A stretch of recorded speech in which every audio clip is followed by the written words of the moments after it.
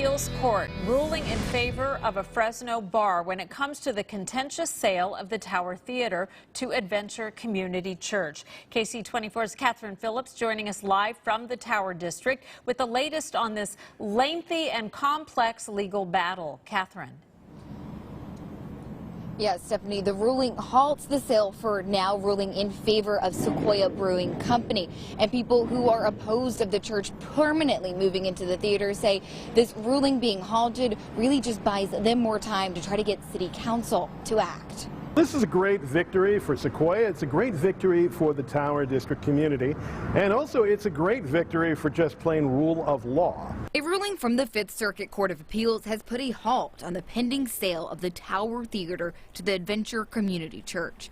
A sale saved the Tower District Demonstration Committee President JAGUAR BENNETT says would negatively impact not just Sequoia Brewing Company, but the entire nightlife district and community. The ruling details the back and forth between Sequoia and the theater.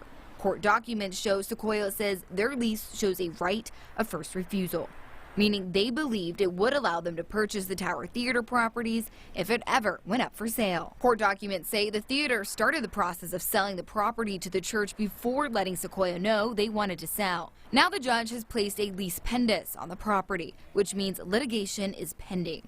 Attorney and legal analyst Charles MAGILL says while it's a temporary halt, it could stop the sale entirely, but thinks there's ways the owners could work it out. If it was just for the property that they are located at and the parking lot surrounding their property, because obviously they need that for their business, then it could not. Then this could still sell. It would just be the city would have to subdivide it in order to honor that contract. In the meantime, Bennett says he'd like to see more action from City Council. He says even without the sale, the church meeting at the theater every Sunday is still an issue. But as long as Adventure Church continues to meet here in violation of zoning laws, the work is not yet quite finished.